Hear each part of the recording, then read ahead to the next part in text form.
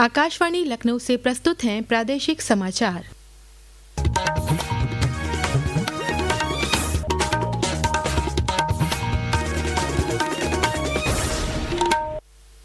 मुख्य समाचार। प्रयागराज महाकुंभ क्षेत्र में कल होगी प्रदेश सरकार की कैबिनेट बैठक। मुख्यमंत्री योगी आदित्यनाथ समेत 54 मंत्री होंगे शामिल। केंद्रीय पर्यटन और संस्कृति मंत्री गजेंद्र सिंह शेखावत 2 दिवसीय दौरे पर कल पहुंचेंगे प्रयागराज। मेला क्षेत्र में सांस्कृतिक पंडालों का करेंगे निरीक्षण। वक्फ संशोधन अधिनियम 2024 की संयुक्त संसदीय समिति की आज लखनऊ में हुई बैठक। समिति के अध्यक्ष जगदम्बिका पाल ने कहा, संसद के बजट सत्र में पेश होगी रिपोर्ट। और अयोध्या में राम मंदिर निर्माण समिति की बैठक में शामिल हुए अध्यक्ष नृपेंद्र मिश्र, कहा मंदिर संबंधी निर्माण कार्य मार्च तक होंगे पूरे।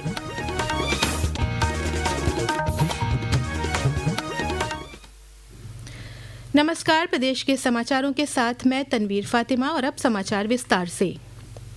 प्रयागराज महाकुंभ क्षेत्र के अरैल के त्रिवेणी संकुल में कल प्रदेश सरकार की कैबिनेट बैठक आयोजित होगी। इस बैठक में मुख्यमंत्री योगी आदित्यनाथ समेत मंत्रिमंडल के सभी 54 मंत्री शामिल होंगे। बैठक में प्रदेश को कई सौगात देने वाली योजनाओं और प्रस्तावों को मंजूरी दी जाएगी। पेश है एक रिपोर्ट।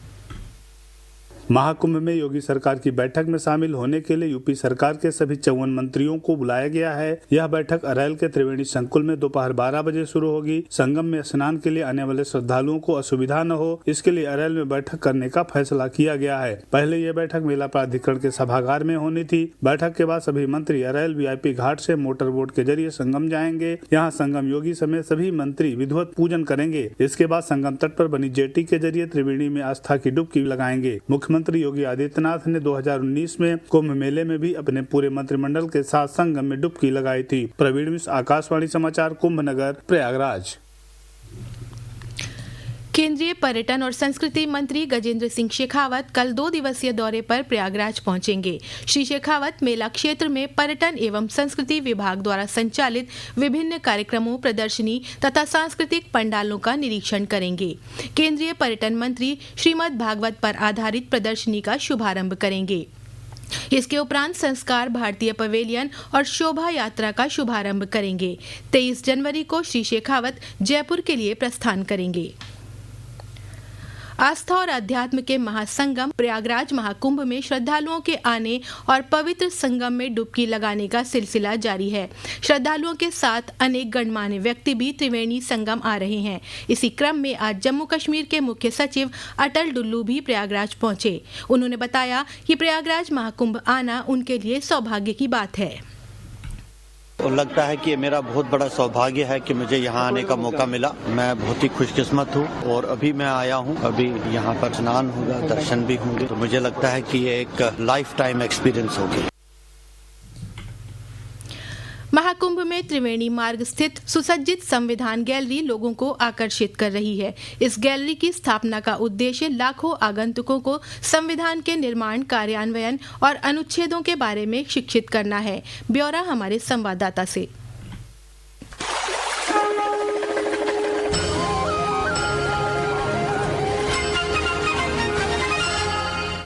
संविधान गैलरी के प्रदर्शनी में ऐतिहासिक विवरण, प्रमुख दस्तावेज और भारतीय संविधान के निर्माताओं के योगदान को बखूबी दर्शाया गया है। संविधान सभा की चर्चाओं को ऑडियो के माध्यम से भी प्रस्तुत किया गया है, जिससे आगंतुकों को संविधान के विकास के बारे में गहरी जानकारी मिलती है। वहीं डिजिटल गैलरी संविधान की यात्रा को जीवंत बनाती है। जब आगंतुक स्क्रीन को छूते हैं तो संविधान के पन्ने खुल जाते हैं और संवादात्मक रूप से संविधान के प्रारूपण, क्रियान्वयन से संबंधित ऐतिहासिक क्षणों की जानकारी मिलती है। डिजिटल स्क्रीन पर एक टाइमलाइन के जरिए दर्शकों को संविधान के इतिहास से जुड़े साल दर साल प्रमुख जानकारियों को तलाशने की भी सुविधा है। प्रवेश द्वार पर एक टच स्क्रीन सेल्फी पॉइंट आगंतुकों को भी आकर्षित कर रही है, जहां वे केवल एक टैप से राष्ट्रीय प्रतीक अशोक स्तंभ के साथ तस्वीरें ले सकते हैं। आनंद कुमार, आकाशवाणी समाचार, प्रयागराज।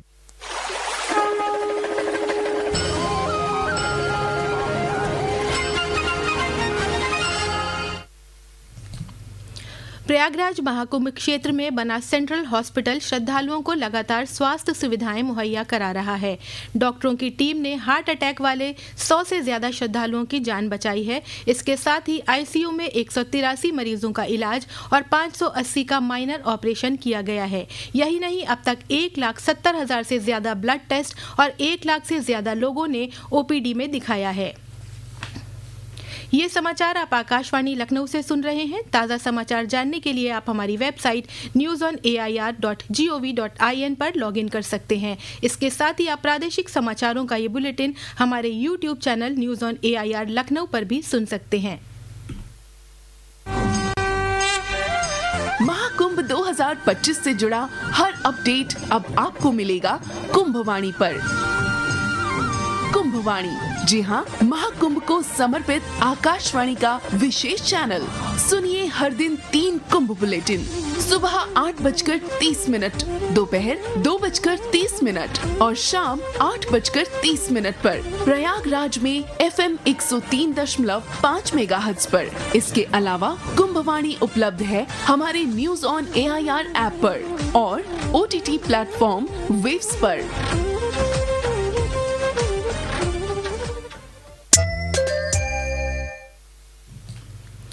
वक्फ संशोधन अधिनियम 2024 के लिए आज लखनऊ में संयुक्त संसदीय समिति की बैठक हुई।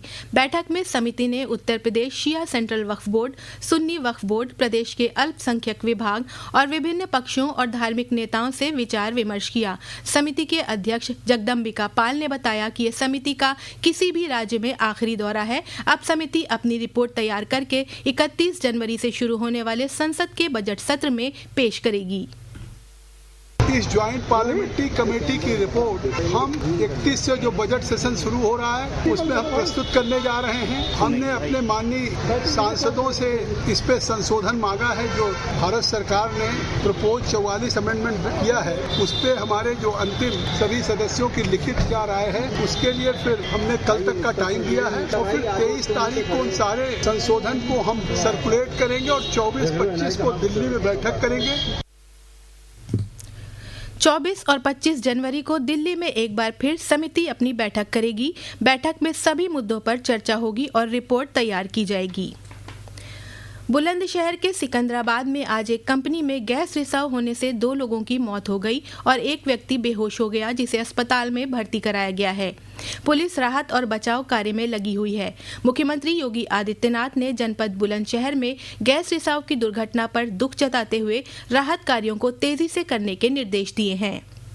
मुख्यमंत्री ने दुर्घटना में मृतकों के परिजनों के प्रति शोक संवेदना प्रकट की है। बुलंदशहर की जिलाधिकारी श्रुति ने बताया कि फैक्ट्री में ट्रायल चल रहा था। बॉयलर में गैस सिलेंडर लगाने के दौरान यह हादसा हुआ। संभल जिले में बीते नवंबर में सर्वे के दौरान हुई हिंसा की जांच के लिए गठित न्यायिक जांच आयोग की टीम ने आज हिंसाग्रस्त इलाके का दौरा किया। आयोग ने अधिकारियों और स्थानीय लोगों से बात कर घटनाक्रम की जानकारी ली। जांच आयोग में हाईकोर्ट के सेवानिवृत्त न्यायाधीश DK अरोड़ा, पूर्व DGP AK जैन और पूर्व अपर मुख्य सचिव अमित मोहन प्रसाद शामिल रहे। राज्य सरकार के निर्देश पर गठित जांच आयोग की टीम ने संभल जाने से पूर्व मुरादाबाद के सर्किट हाउस में मंडलायुक्त अंजनेय कुमार सिंह और पुलिस उप महानिरीक्षक मुनिराज जी के अलावा मुरादाबाद मंडल और जिला स्तरीय अन्य अधिकारियों से बात की। सुनवाई के बाद आयोग जांच रिपोर्ट तैयार करेगा। अयोध्या में राम मंदिर निर्माण समिति की आज की बैठक के बाद समिति के अध्यक्ष नृपेंद्र मिश्र ने बताया कि मंदिर संबंधी निर्माण कार्य मार्च तक पूरे कर लिए जाएंगे। उन्होंने जानकारी देते हुए बताया कि द्वितीय तल के गर्भगृह में आसानी से उपलब्ध न होने वाली राष्ट्रीय और अंतर्राष्ट्रीय स्तर की रामायण को रखा जाएगा। हम भूतल, प्रथम तल, द्वितीय तल और उसके मंदिर के अंदर आइकोनोग्राफी, अन्य क्लैडिंग सभी मार्च तक पूरा कर लिया जाएगा। इसी अवधि में प्रथम तल पर जो राम दरबार वहां पर प्रतिष्ठा की जाएगी वह भी पूर्ण हो जाएगा। इसी प्रकार जो द्वितीय तल है जिसमें गर्भगृह है वहां पर यह निर्णय वर्तमान में है कि जो भी राष्ट्रीय और अंतर्राष्ट्रीय स्तर के रामायण पुस्तिका जो सामान्य रूप से प्रचलित नहीं बल्कि कहीं कहीं पर उपलब्ध है उसे हम प्राप्त करेंगे और उसे हम द्वितीय तल के गर्भगृह में रखेंगे। और अंत में मुख्य समाचार एक बार फिर। प्रयागराज महाकुंभ क्षेत्र में कल होगी प्रदेश सरकार की कैबिनेट बैठक। मुख्यमंत्री योगी आदित्यनाथ समेत 54 मंत्री होंगे शामिल। केंद्रीय पर्यटन और संस्कृति मंत्री गजेंद्र सिंह शेखावत 2 दिवसीय दौरे पर कल पहुंचेंगे प्रयागराज। मेला क्षेत्र में सांस्कृतिक पंडालों का करेंगे निरीक्षण। वक्फ संशोधन अधिनियम 2024 की संयुक्त संसदीय समिति की आज लखनऊ में हुई बैठक। समिति के अध्यक्ष जगदम्बिका पाल ने कहा, संसद के बजट सत्र में पेश होगी रिपोर्ट। और अयोध्या में राम मंदिर निर्माण समिति की बैठक में शामिल हुए अध्यक्ष नृपेंद्र मिश्र, कहा मंदिर संबंधी निर्माण कार्य मार्च तक होंगे पूरे। इसी के साथ प्रादेशिक समाचारों का ये बुलेटिन समाप्त होता है। अगला बुलेटिन रात 8 बजे FM पर प्रसारित किया जाएगा। नमस्कार।